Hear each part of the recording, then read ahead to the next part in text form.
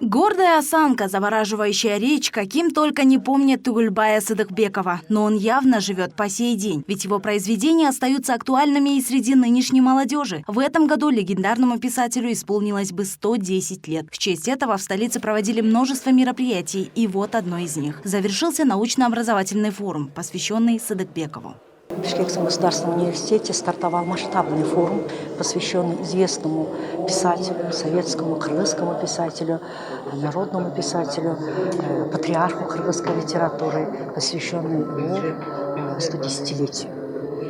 Вот уже каждый факультет проводит свои круглые столы, конференции, семинары. И самая главная цель этой конференции – приобщить молодежь, студенческую молодежь к творчеству Тугульбая Сыдыкбекова. К закрытию форума присоединился и государственный секретарь страны. Он отметил, что сейчас как никогда важно формировать образ кыргызского гражданина, духовно богатого, здорового, образованного, разбирающегося в истории предков и уважающего традиции и чужие верования. И в этом могут помочь произведения именно такого видного писателя, как Тугульбай Сыдыкбеков.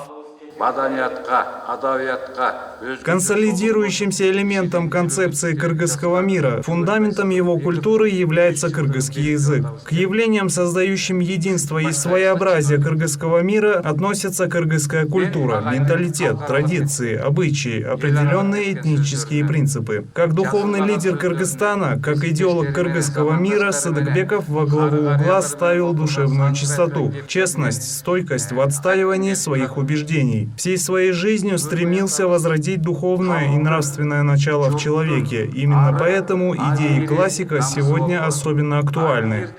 Что бы ни говорили о нынешней молодежи, но она развивается всесторонне и, напротив, с радостью знакомится с работами легендарных писателей, которых она не застала. К примеру, студенты БГУ даже самостоятельно подготовили сценку к научной студенческой конференции. Одному из них посчастливилось сыграть роль самого Сыдыкбекова.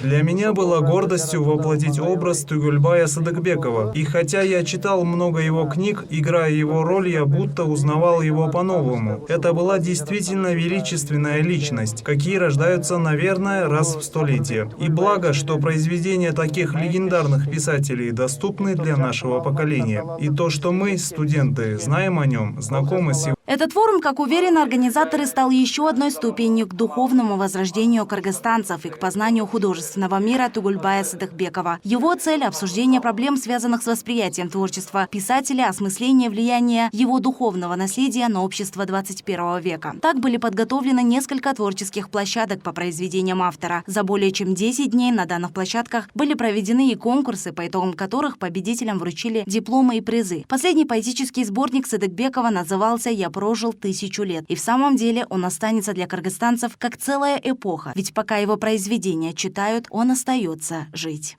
Айзада Урумбаева, Нурдан Сергеев, Пирамида.